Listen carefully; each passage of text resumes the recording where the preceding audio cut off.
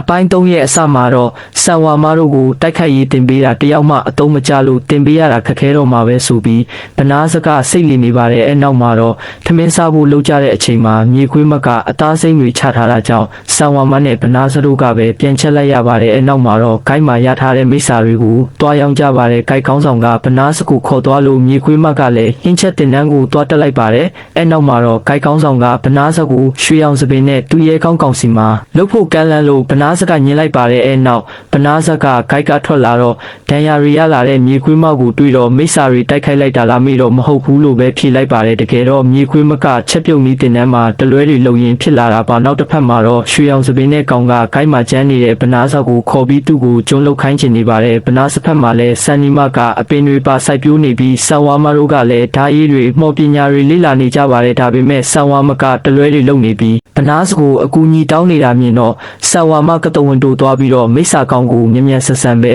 အဆုံးတက်လိုက်ပါတယ်မိစ္ဆာဘရင်လက်အောက်ကကျောင်းမကလည်းမြေခွေးမကိုခိုးကြည့်နေပါတယ်အဲနောက်ထမင်းစားကြပြီးမြေခွေးမကထမင်းတွေပါချက်တက်နေလို့ဗနာစကအံ့ဩနေပြီးမြေခွေးမကလည်းချက်ပြုတ်နေတင်တန်းတွေခိုးတင်ထားတာလို့ပြောလိုက်ပါတယ်အဲနောက်ကျောင်းမခိုးကြည့်နေတာကိုသိလို့မြေခွေးမတို့ကအိမ်ထဲကိုခေါ်လိုက်ပါတယ်အဲတော့မြေခွေးမကဘာလာလောက်တာလဲမေးလိုက်တော့ကင်းထောက်ဖို့လာခဲ့တာလို့ပဲပြောလိုက်ပါတယ်အဲတော့မြေခွေးမကဗနာစနဲ့တူတူနေတာလို့ပြောလိုက်ပါတယ်အဲနောက်ကျောင်းမကတောက်အကြောင်းကိုမေးကြည့်လိုက်တော့ဗနာစကအဲတုန်းကမော်ကတကယ်အလုပ်ဖြစ်သွားတာထင်တယ်လို့ပြောလိုက်လို့ကျောင်းမလန့်သွားပါတယ်နောက်တော့ကျောင်းမကမြေခွေးမကိုဗနာစကနှစ်အကိုကိုတက်လိုက်တာသိတယ်မလားဆိုပြီးမေးလိုက်ပါတယ်ဒါပေမဲ့မြေခွေးမကဗနာစကိုချစ်လို့နေတာလို့ပဲပြောလိုက်ပါတယ်အဲနောက်ကျောင်းမကဗနာစကိုလက်ရည်ဆမ်းမှုစိန်ခေါ်လိုက်ပါတယ်အဲနောက်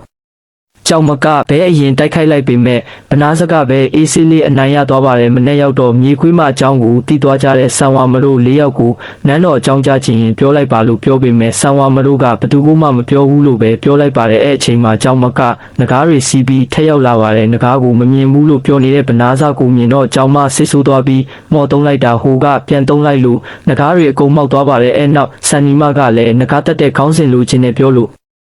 ကူညီလိုက်တာရသွားလို့အကုန်လုံးကလိုချင်နေကြပါတယ်အဲ့ဓာတွေကိုကြည့်နေတဲ့နတ်ဆိုးဘရင်ကလည်းနောက်တက်လွတ်မယ်လို့ပြောလိုက်ပြီးအပိုင်းနှစ်ကလည်းပြီးသွားပါတော့တဲကြည့်ရှုပေးတဲ့သူတိုင်းကိုကျေးဇူးတင်ရှိပါတယ်ပိုင်းလေးနဲ့အတူပြန်လာခဲ့ပါမယ်